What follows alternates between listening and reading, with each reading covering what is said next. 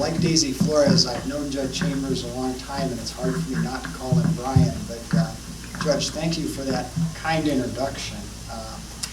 The State Bar's loss has been the bench's gain, and by coincidence, I just signed an order this morning appointing you to our Committee on Juvenile Courts, reflecting your role as presiding juvenile judge.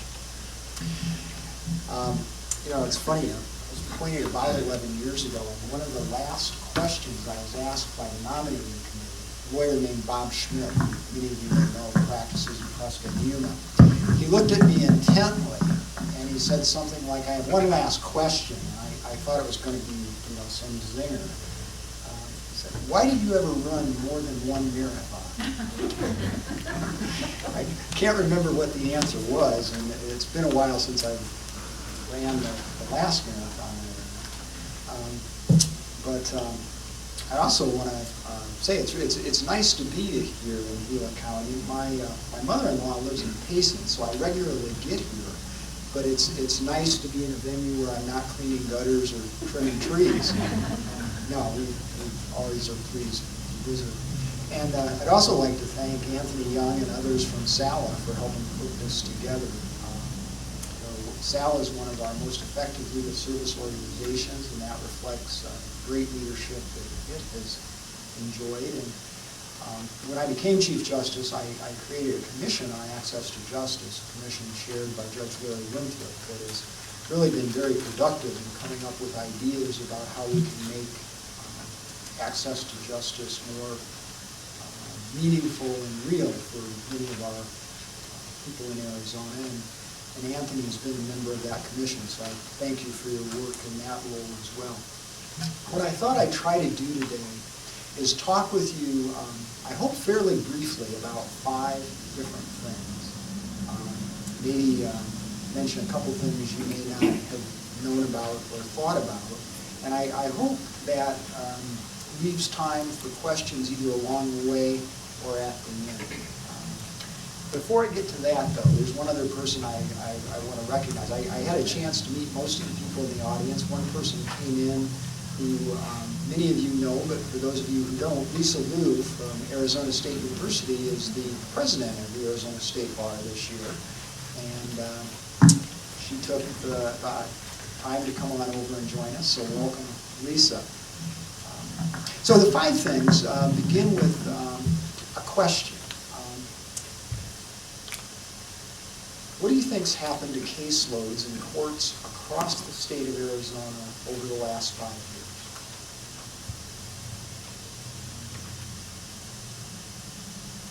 Yeah, someone has a view. What? Up? You know, paradoxically, they've generally gone down. And it reflects many things. It reflects that we're passed through a session which itself generates certain kinds of litigation. It reflects that government at various levels has, to one degree or another, been strapped, and that's reduced law enforcement resources in some areas, and that in turn yields fewer cases coming in, whether you're talking about traffic citations or serious crimes. Civil litigation across the state has been declining. Some would say it's because it's become too expensive and too time-consuming. Family court cases, it varies a bit across counties, but they too seem to be turning down. And as you're probably well aware, we had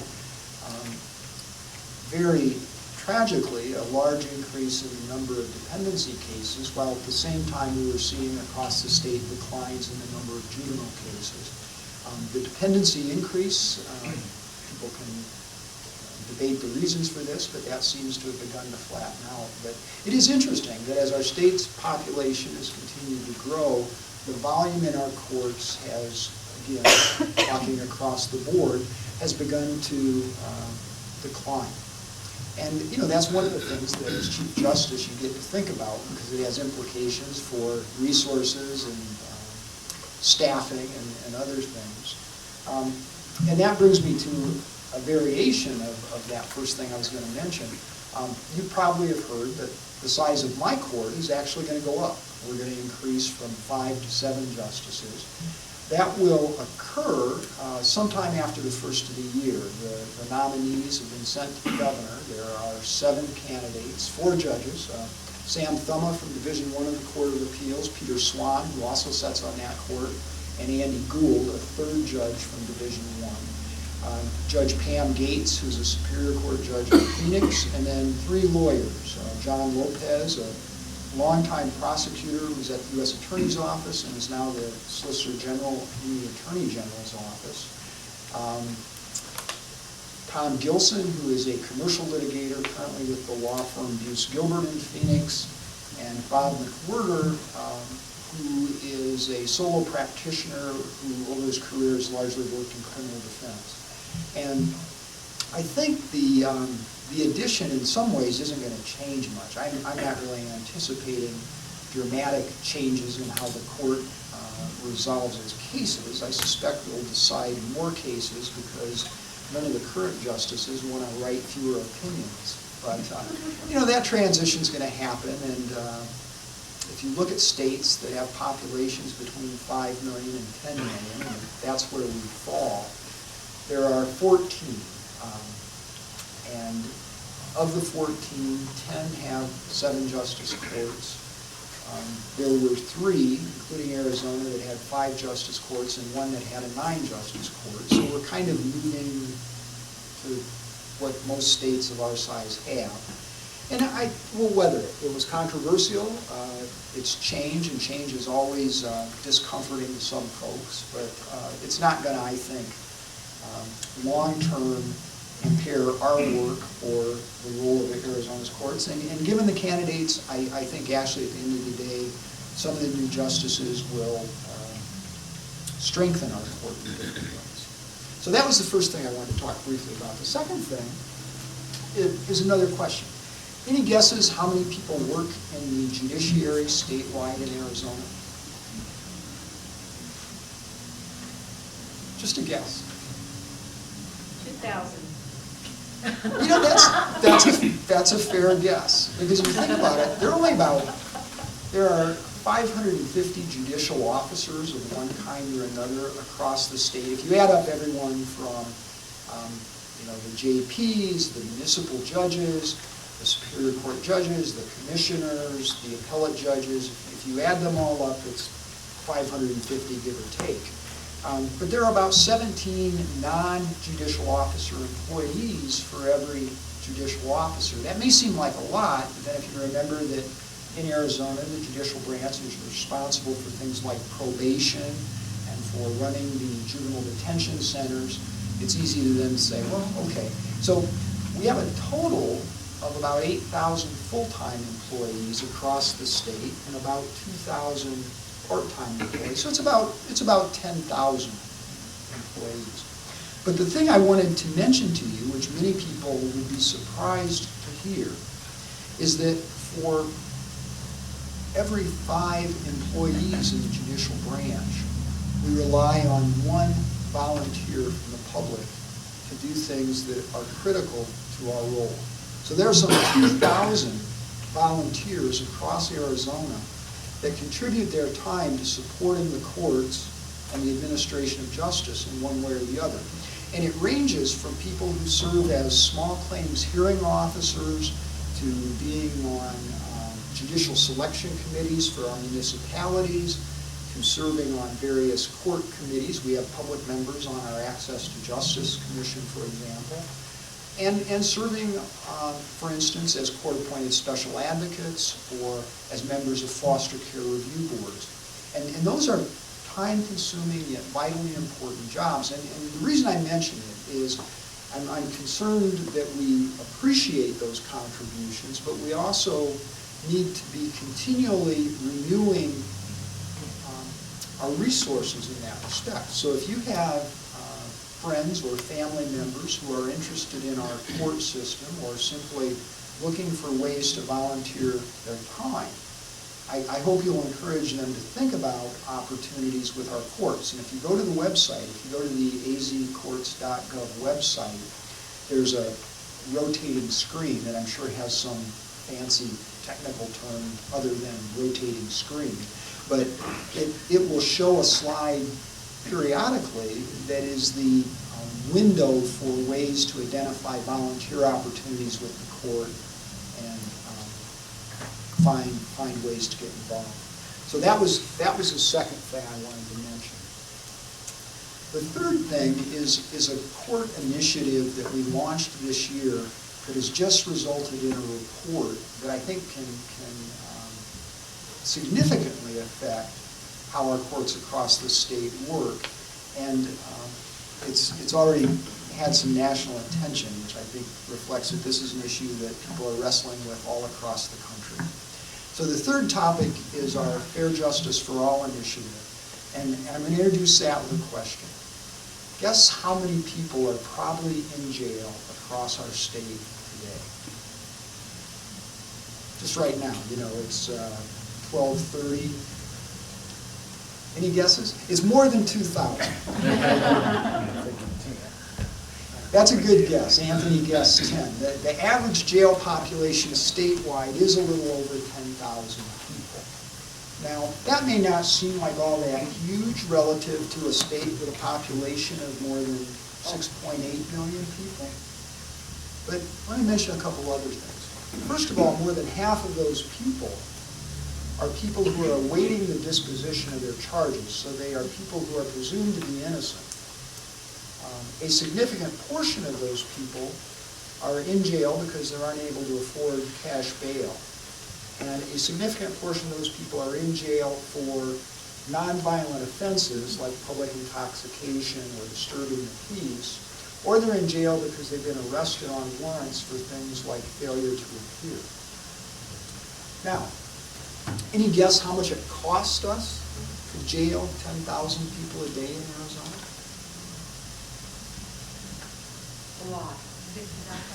A lot. It is almost $1 million a day. We spend more than $300 million a year as a state holding people in jail.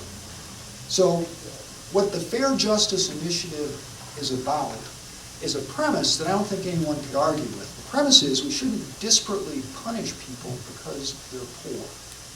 And from that premise follow 4 principles that I'm hoping will guide us in reforming different aspects of the judicial system. First principle is we shouldn't hold someone in jail pending the disposition of their charges merely because they can't afford a cash bond. If you think about it, if you're trying to gauge whether a person's going to commit an offense on release or fail to show up, cash has nothing to do with that. You might as well flip coins to determine if you're going to hold someone or let them go. And it's fundamentally unfair to hold people in jail, sometimes for longer than they will ultimately be sentenced for a minor offense, merely because they can't come up with cash for bail. The second principle is we shouldn't jail people for failing to pay fines for reasons beyond their control. Arizona's Constitution actually has a provision that says we will not imprison people for debt except in cases of fraud. I'm not quite sure I see the relationship between fraud and debt, but in Arizona, we shouldn't be holding people for failures to pay fines for reasons beyond their control. And interestingly, the city of Mesa has done sort of an experiment in this regard. They looked at the warrants they had outstanding for failure to pay fines for reasons other than restitution. And they decided we're just going to eliminate that. So they wiped off 14,000 outstanding warrants from their books. Their arrest rate went down 20%. Their collections didn't change at all, nor did crime. And guess what happens when their jail rate drops by 20%? Their city council loves this because they're no longer spending $85 a day to keep those people in jail. The third thing that guides the Fair Justice Initiative is the notion that we want to make sure that imposing sanctions is done in a way that promotes rather than impedes compliance with the law. I mentioned that we were holding a lot of people in jail pending the disposition of their charges. Another thing that we know is that if you arrest a person for a nonviolent offense or for a failure to appear, every day you hold them in jail increases the chance that they're going to commit a crime when they're released. It's almost, if you think about it, wait a minute. You're going to arrest someone, put them in jail, and not only is it costing money, it's increasing, not decreasing crime. The fourth thing is related to the third, and it's that we ought to tailor sanctions in a way that not only promotes compliance with the law, but supports economic sufficiency and family stability. Because what happens when you arrest someone on, say, a warrant for failure to appear? What happens? Well, often they're going to lose their job, they're going to lose their home. That's going to disrupt a lot of other things within that person's community. And we're creating a ripple effect of compounding problems. So what we ought to do is we ought to help people with their compliance with legal obligations. We ought to be sending things like telephone reminders of appearance dates. We ought to give judges flexibility so they can perhaps order community service as an alternative to fines for individuals who are indigent.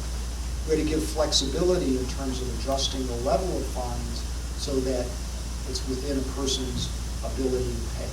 So those are the background principles that guided a task force of some 20 lawyers, judges, and community members from across the state, including Dorothy Little, the Justice of the Peace from Payson.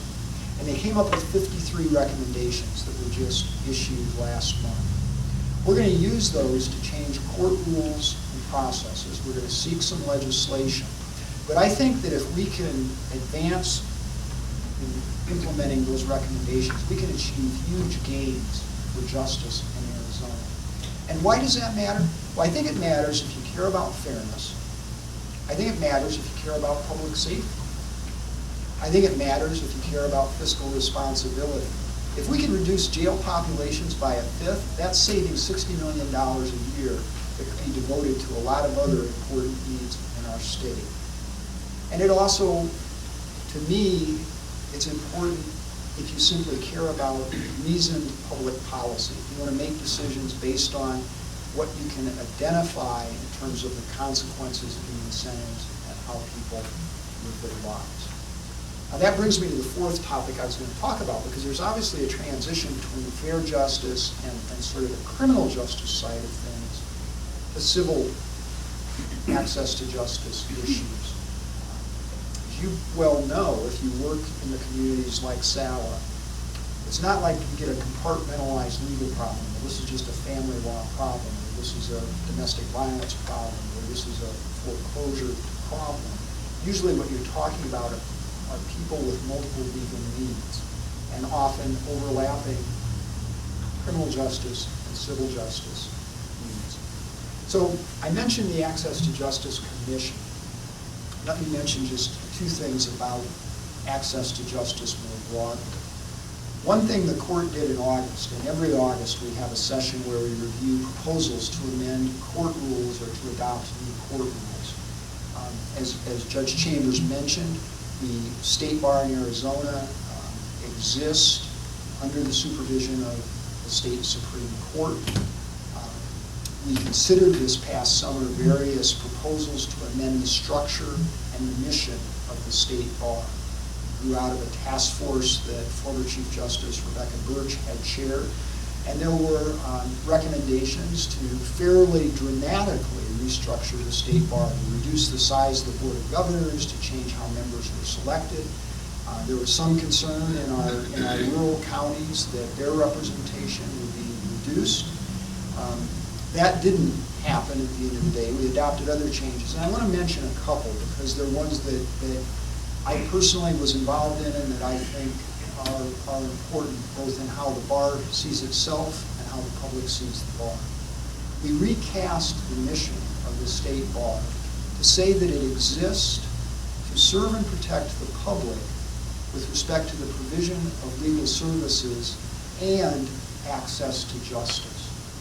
I think those of us who are lawyers, we should view part of the definition of who we are professionally is advancing the cause of access to justice.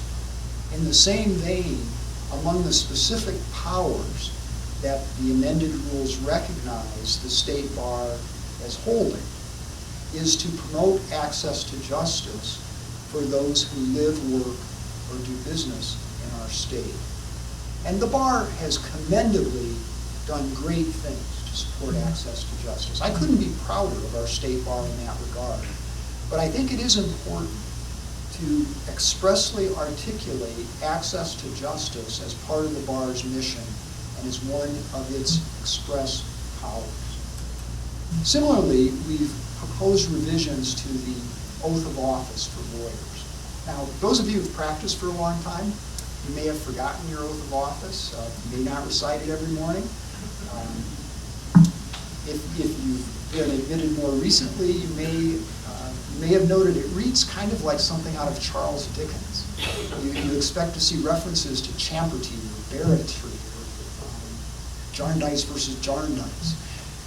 Very archaic, and it reflects that, it was probably, I don't know when it was written, it might have been in the 1930s, maybe more recently. But we have pending a proposal to update the language of the oath of admission as well as the lawyer's creed, which all of us pledge that we will honor in our work as lawyers. And one thing in the restated oath of admission says that each of us as lawyers pledges to support the fair administration of justice, professionalism among attorneys, and legal representation for those unable to afford it. Again, I think these are core values in who we are as lawyers, and I think it's important that as a bar, we embrace it explicitly, and that as lawyers, it's part of the oath that we take as members of the Arizona State Bar. So let me now talk about the last thing I was going to mention, and I hope people do have some questions. This too relates to access to justice, and it's something some of you know about and some of you may not. But one easy way for all of us, whether lawyers or not, to support access to justice is something called the tax credit for contributions to charitable qualifying charitable organizations.